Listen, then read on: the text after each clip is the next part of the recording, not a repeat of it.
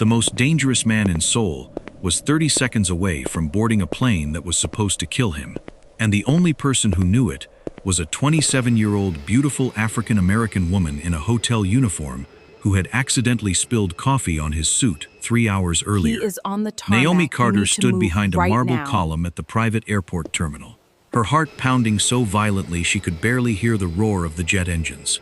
Across the tarmac, Kang Tae-hyun was walking toward his private aircraft, calm, untouchable, completely unaware.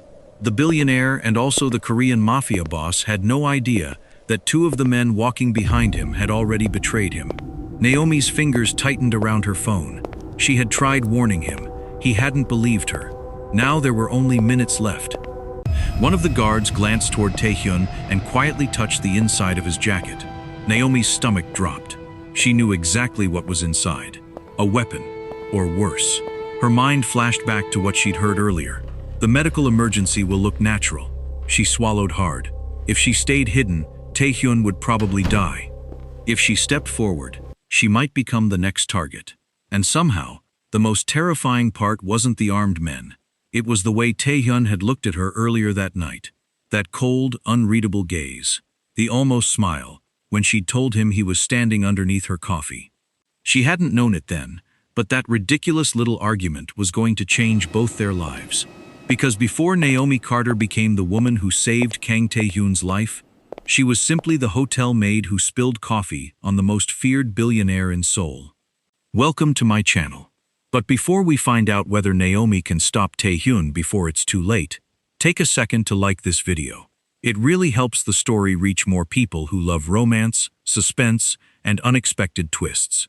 And if you're enjoying the story so far, subscribe to the channel and turn on your notifications so you don't miss what happens next. Now I want to know, where are you watching from?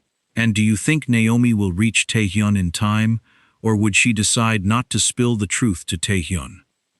Drop your thoughts in the comments, and let's get back to the story. The hotel glittered beneath Seoul's midnight sky, reflecting a city that never slept. Inside, chandeliers poured warm gold across marble floors, while harsh white lights sharpened the edges of service corridors, where Naomi Carter moved with a tray balanced against one hand. She had been working since noon. Her feet ached. Her smile had become automatic. Naomi was beautiful in a way that did not ask permission. Deep brown skin glowing beneath the hotel's amber lighting. Expressive dark eyes, full lips, and thick black curls gathered loosely at the nape of her neck. Her fitted black uniform emphasized her elegant curves without distracting from the professional calm she wore like armor. She was delivering coffee to the executive floor when the elevator doors opened. Kang Tae-hyun stepped out. The hotel owner looked as though he had been carved from midnight. Tall, broad-shouldered, devastatingly handsome, he wore a white shirt and a black watch that probably cost more than Naomi's apartment. Two security men followed him. Naomi noticed them. Then she noticed him. Unfortunately, her shoe caught the carpet. Coffee flew. A dark splash landed directly across Tae-hyun's immaculate white long sleeve. Silence crashed through the corridor. Naomi stared at the stain. Tae-hyun stared at her. Someone behind him inhaled sharply. Naomi slowly lifted her eyes. "It's coffee," she said. "You're going to survive." One guard looked ready to faint. Tae-hyun's jaw tightened. "Do you normally insult the people who sign your paycheck?" Naomi glanced at the coffee cup still trembling in her hand. "Only when they stand directly underneath my coffee." His eyes narrowed. Neither moved. Then something unexpected flickered across his face. Not anger. Amusement. It disappeared so quickly, Naomi wondered if she had imagined it. "You're remarkably calm." "I'm terrified," she said. "I just don't think panic improves the cleaning bill." His mouth almost curved. "Your name?" "Naomi what?" She tilted her head. "Are we dating already?" The security guards exchanged startled looks. Tae-hyun stared at her. Naomi's heartbeat stumbled. She had gone too far. Yet instead of reprimanding her, he gave a quiet breath that sounded suspiciously like a laugh. "Carter," she supplied quickly. "Naomi Carter. I'll remember it." It felt strangely intimate. She looked away first. Hours later, the hotel had fallen into a quieter rhythm. Naomi entered the private executive lounge, carrying cleaning supplies, unaware that the room's mirrored walls would soon turn a routine task into something dangerous.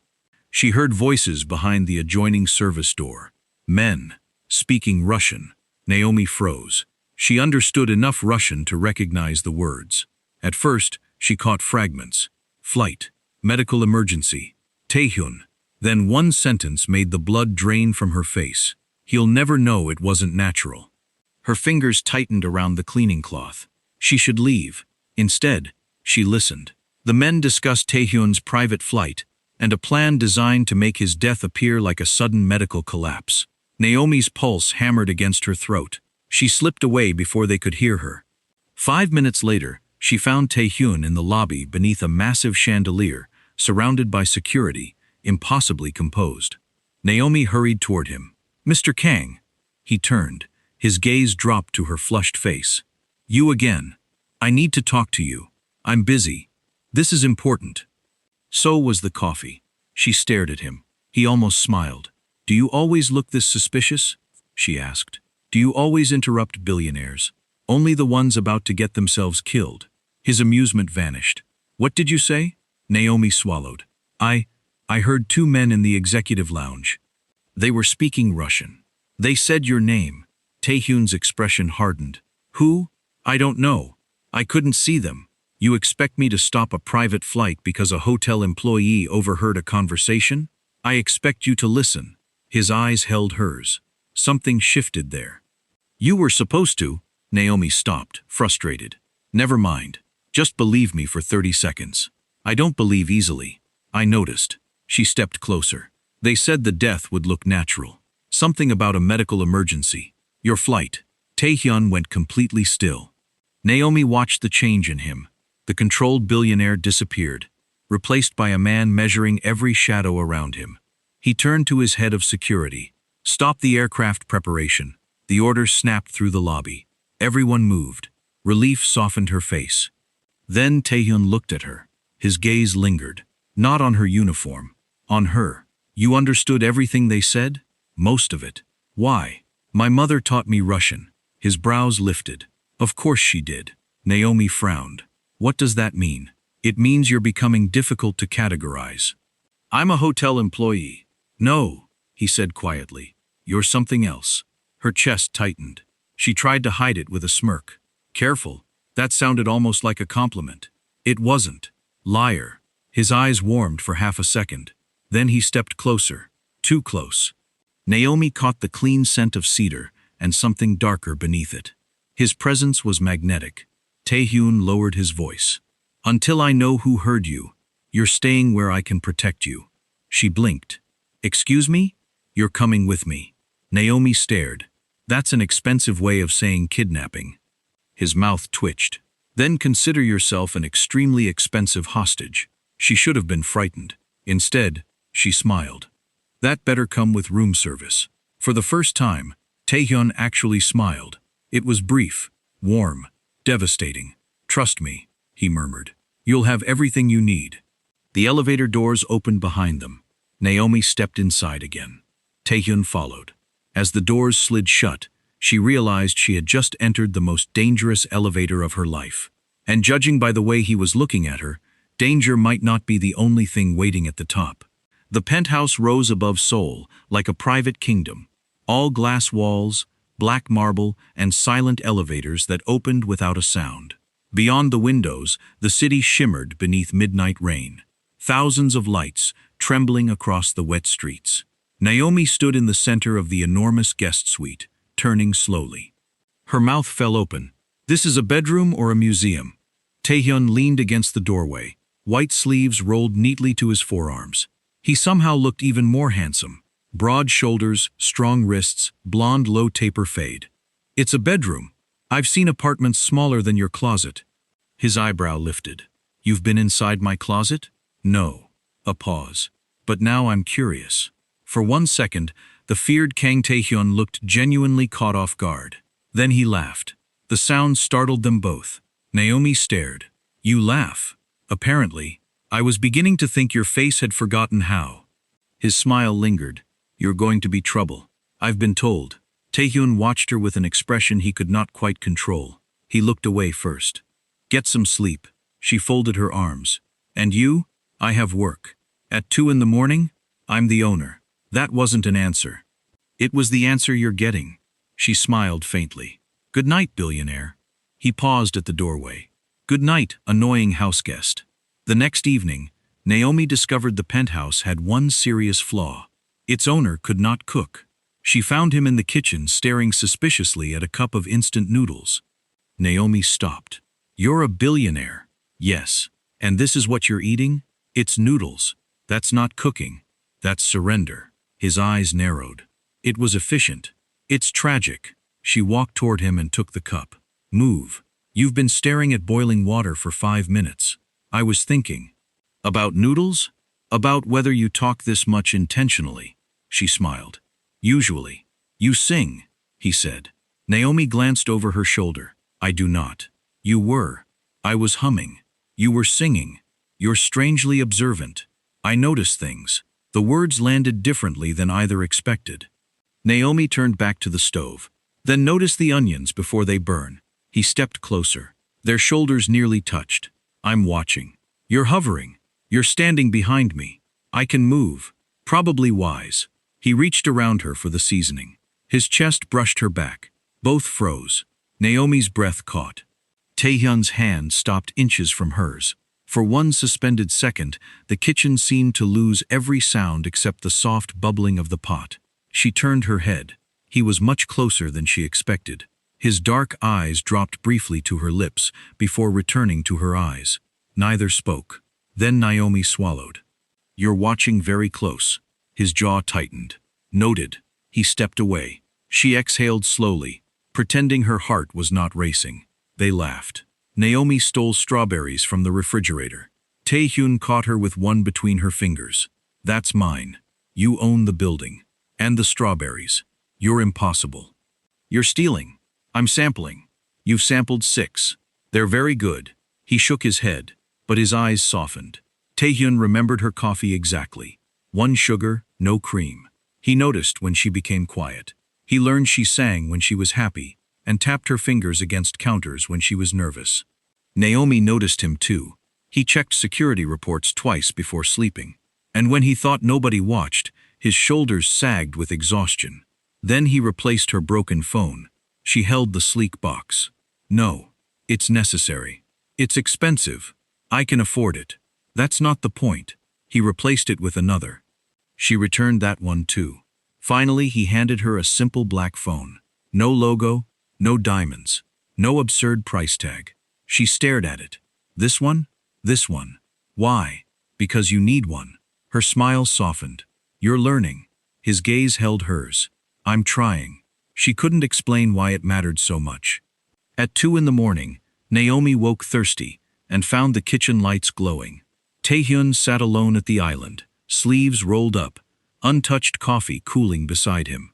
His face looked different in the dim light, less powerful, more human. She approached quietly. You don't sleep? Sometimes. That wasn't convincing. He gave a tired smile. You always this persistent? Only with people I'm worried about. His smile disappeared. Rain whispered against the windows. Tae-hyun looked down at his hands. My brother died 3 years ago. Naomi stopped. I'm sorry. He trusted someone I should have known better than to trust. I kept thinking if I had been there, if I had noticed something sooner, you couldn't have known. I know. But you don't believe it. His eyes lifted. She understood him too quickly. Naomi sat beside him. I left America because I needed a life that belonged to me. Were you running away? Maybe. She smiled sadly. I told everyone I was starting over. I think I was just trying to breathe. Tae-hyun looked at her. You ever get tired of pretending you're not afraid? Her smile faded. Do you? Silence. Naomi's fingers slowly moved closer. Neither touched. Not yet. Tae-hyun looked at their hands. Then at her. I don't know how to do this, he admitted quietly. Being close to someone without expecting to lose them. Her chest tightened. I don't know how to promise you won't. I'm not asking for a promise. What are you asking for? His eyes stayed on hers. Just don't leave tonight. Naomi's breathing softened. I wasn't planning to. Their fingers finally touched. Outside, thunder rolled over Seoul. Because for the first time, the dangerous man everyone feared was sitting beside the woman who made him feel safe. And neither of them knew how dangerous that feeling would become. The penthouse had begun to develop a rhythm. Morning sunlight spilled through the floor-to-ceiling windows, turning Seoul gold, while Naomi argued with Tae-hyun over breakfast. You cannot call cereal breakfast when you own a kitchen this large. Tae-hyun glanced at his bowl. It has grains. It has sugar. Sugar is a grain? She stared at him. His mouth twitched. You're enjoying this. Maybe. He had become annoyingly good at making her smile. Over the next few days, the danger outside seemed quieter, while something far more distracting grew between them. They talked late into the night. They stole food from each other's plates. Naomi sang while cooking, and Tae-hyun pretended not to listen. Sometimes their hands brushed across a countertop, and neither moved immediately. They had not named whatever was happening. Perhaps that was why it felt so easy. Perhaps it was also why Naomi's heart beat faster whenever he entered a room. One evening, Tae-hyun stood in the penthouse foyer while Naomi descended the marble staircase. He was dressed in a black tuxedo, his blonde hair taper fade so fine, his expression perfectly controlled. Then he saw her. Completely. Naomi reached the final step. What? Nothing. You're staring. I'm assessing the situation. And? His gaze moved over her once more. The situation is distracting. A smile slowly appeared on her lips. Good. He cleared his throat. We should leave. Because you suddenly forgot how sentences work? I'm reconsidering the evening. She laughed. You're adorable when you're uncomfortable. I'm not uncomfortable. You're avoiding eye contact. I'm looking at you. Exactly.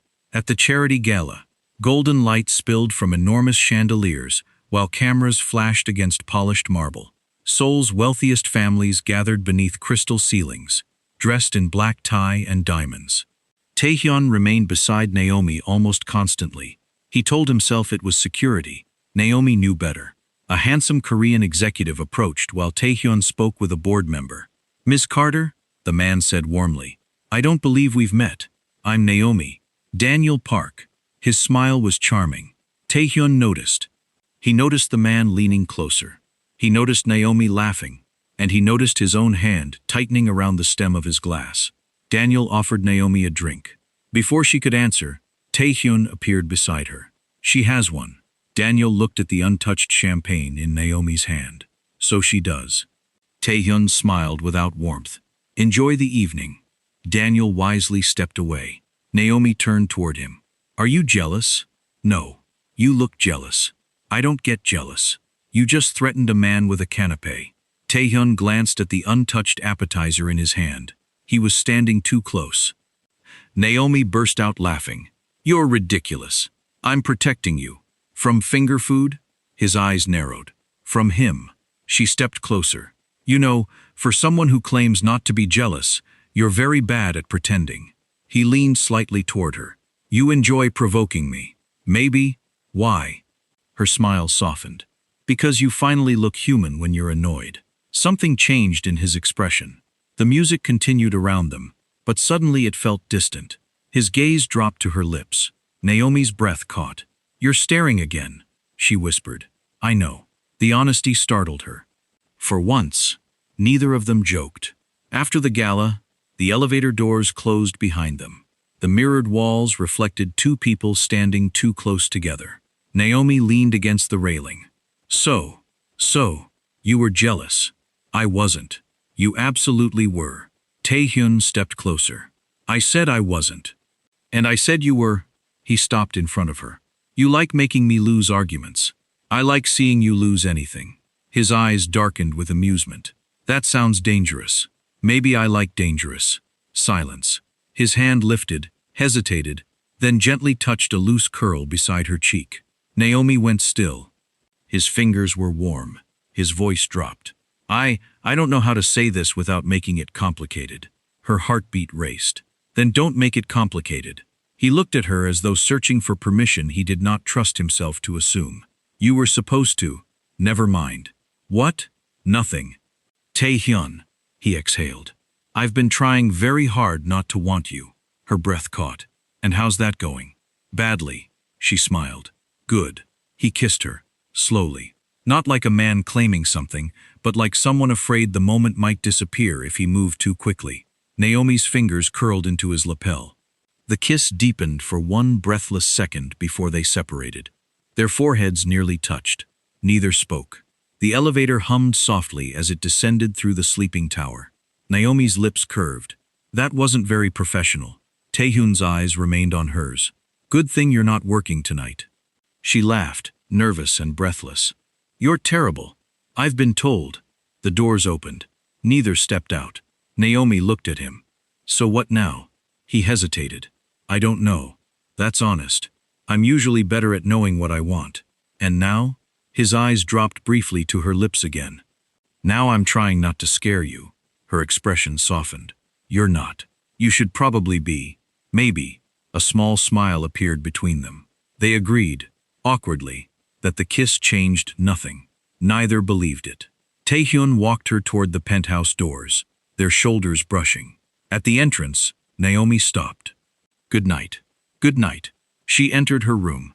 He remained in the hallway. Both waited until the door closed. Then, almost simultaneously, they smiled. Neither knew the rules they had broken were no longer the dangerous part. The dangerous part was how quickly they had started needing each other. Neither noticed the security monitor flickering in the room downstairs. A shadow moved across the screen. Someone had been watching the penthouse, and whoever it was had just seen exactly how close Tae-hyun had become to the one woman he could not afford to lose. The morning after the charity gala arrived softly, sunlight spilling through the penthouse windows and turning the marble floors honey gold. Naomi stood before the mirror, fastening a delicate necklace around her throat. Tae-hyun appeared behind her. Here, his fingers brushed hers as he took the clasp. You're terrible at this, she murmured. I own several companies. That doesn't qualify you to operate jewelry. His mouth curved. He secured the clasp, then let his fingertips linger briefly against her warm skin. Naomi met his eyes in the mirror. That was unnecessary. So was the necklace. But you bought it. I'm beginning to regret that. No, you're not. His gaze softened. No, he admitted. I'm not. Their lives had changed quietly. They kissed in hallways when nobody was watching. He called her trouble whenever she challenged him. She called him Mr. Billionaire whenever he became unbearably serious. Neither had defined what they were. Both knew. That afternoon, Naomi noticed something strange. A security report lay open on Tae-hyun's desk. One line had been highlighted. His private travel schedule had been accessed from inside the company. Her stomach tightened. Someone close to you gave them the information. Tae-hyun looked up. I know. Victor? His jaw hardened. I need to find out. The investigation lasted less than a day. By evening, the truth sat between them like a blade. Victor had betrayed Tae-hyun. He had been trapped by criminals who threatened his family, and fear had made him desperate. But he had gone further than ordered, escalating intimidation into a plan that could have killed Tae-hyun. The original pressure had come from Chairman Kang himself, Tae-hyun's father, who had authorized the intimidation operation to frighten his son into surrendering control. Tae-hyun stood before the windows, his hands clenched. Naomi approached slowly.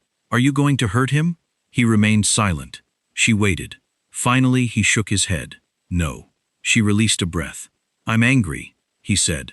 God, I'm angry. But if I become the thing everyone expects me to be, then what exactly did I survive for? Naomi stepped beside him. You're choosing differently. I'm trying. That counts. He looked at her. It counts because you're here. She smiled. I'm usually more annoying than helpful. You're both. She laughed softly. He reached for her hand. The contact seemed to loosen something inside him. I don't know what happens when you're not around anymore. Naomi studied his face. You mean because I'm your witness? No. His thumb moved slowly over her knuckles. Because you're you. Her heart stumbled. For once, he looked almost uncertain. Tae-hyun, the man who could silence an entire boardroom with one glance, looked at her as though her answer mattered more than anything else. Naomi squeezed his hand. I'm still here. I know. You don't sound convinced. I'm trying to learn how to believe good things. Her expression softened. "You're allowed to." He lifted her hand and kissed her knuckles. "Stay close. I thought you hated clingy people. I hate everyone." She laughed. "Romantic. I'm improving." He pulled her gently closer. The kiss began slowly, almost shyly, then deepened with everything they had refused to say. Naomi's fingers slipped around his shoulders. Tae-hyun's arms settled around her waist, holding her with careful tenderness. When they separated, their foreheads rested together. She whispered, "You're staring." "I know. You always stare. I like looking at you." Her cheeks warmed. That was almost sweet. "Almost. You still have work to do, Mr. Billionaire." He smiled against her temple. "Trouble." She kissed his cheek. "Better." Later, they sat together on the balcony beneath a velvet Seoul sky. The city glittered below them, distant and beautiful, while warm air moved through Naomi's hair. She rested her head against his shoulder. "What happens when this is over?" Tae-hyun went quiet. He could have answered with something practical. Security, the investigation, the hotel. Instead, he turned toward her. "I hope you stay." Naomi looked at him. There was no arrogance in his face now. No shield, just a man asking for something he desperately wanted and feared he had no right to ask for. She smiled. "Ask me properly." He swallowed. "Stay with me." She held his gaze. "Better." Then she kissed him. For several quiet seconds, the world disappeared. When they finally parted, Tae-hyun smiled against her lips. "I'm beginning to think you enjoy making me ask twice. Maybe I enjoy watching you forget you're supposed to be terrifying." "I am terrifying." "Not to me." Those 4 words changed him. His arms tightened around her. Beyond the glass, Seoul continued moving, unaware that the city's most feared man had finally found the one person who could reach the heart beneath his ice. Naomi closed her eyes. For the first time, neither of them pretended this was temporary. Then Tae-hyun's phone vibrated. His expression shifted. Naomi lifted her head. "What is it?" He looked at the screen. A single message waited. The investigation wasn't finished. Someone had sent him a photograph taken outside the penthouse that afternoon. Naomi was visible in the frame. And beneath the image were 6 words. "You should have let her go." Tae-hyun's hand tightened around the phone. Naomi saw his face change. What happened? He looked at her, and the warmth in his eyes remained, but something protective had awakened behind it. "Nothing," he said quietly. She frowned. "That's a lie." He almost smiled. "Yes." He pulled her closer. "But this time, I'm not facing it alone."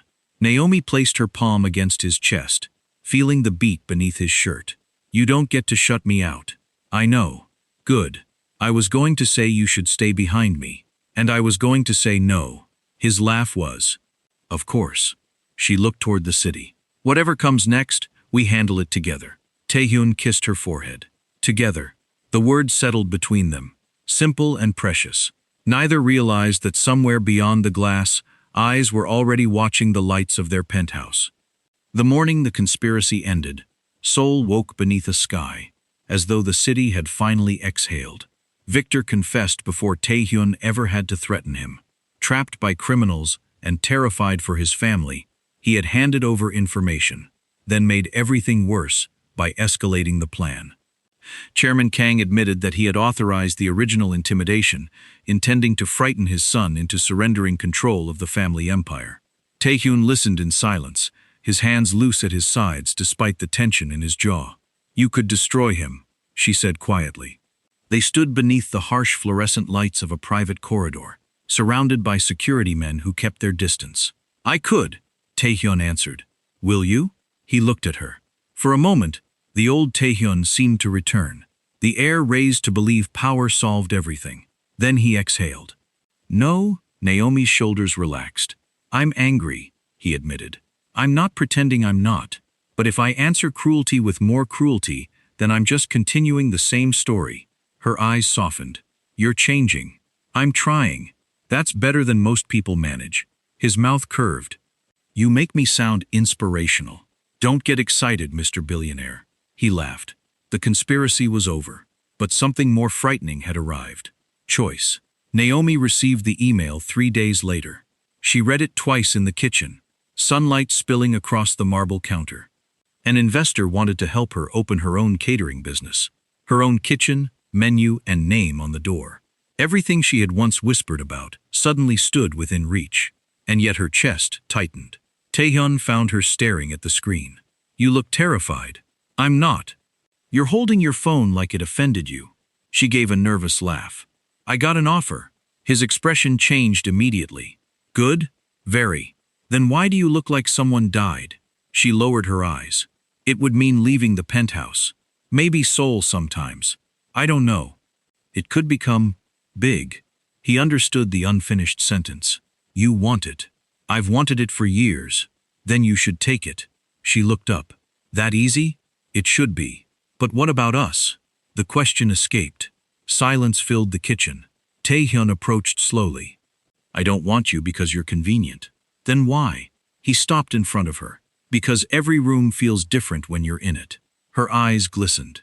"That's romantic for a man who once threatened to have me escorted out of his hotel. You spilled coffee on me. You deserved it. Probably."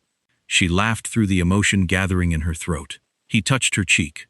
"I want you to build something that belongs to you, even if it means I have to miss you sometimes." "You make that sound very noble." "I'm not noble. No, I'm selfish.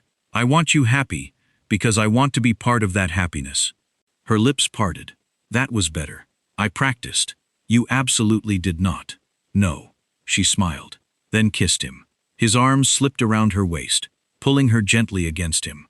The kiss lingered, warm and unhurried, until Naomi rested her forehead against his. "I'm scared," she whispered. "Me too." "You?" "Yes." "Of what?" He hesitated. I don't know how to say this without sounding pathetic." "You? Pathetic?" His eyes narrowed playfully. "Be serious." "I'm trying." He smiled. "I'm afraid that if I give you enough freedom, you'll realize you don't need me." Naomi touched his jaw. "I don't need you." His expression fell for half a second. Then she smiled. "But I choose you." Something inside him visibly loosened. "That's different." "Very." That evening, Tae-hyun took her back to the hotel where everything had started. The executive lounge looked completely different. Warm candlelight replaced the cold brightness. White flowers lined the tables. Soft music floated through the room. Naomi stopped at the entrance. "You did this?" He nodded. "For us." She looked around. "This is where I overheard those men." "I know. And nearly got myself kidnapped. I prefer protected." "You literally called me an expensive hostage."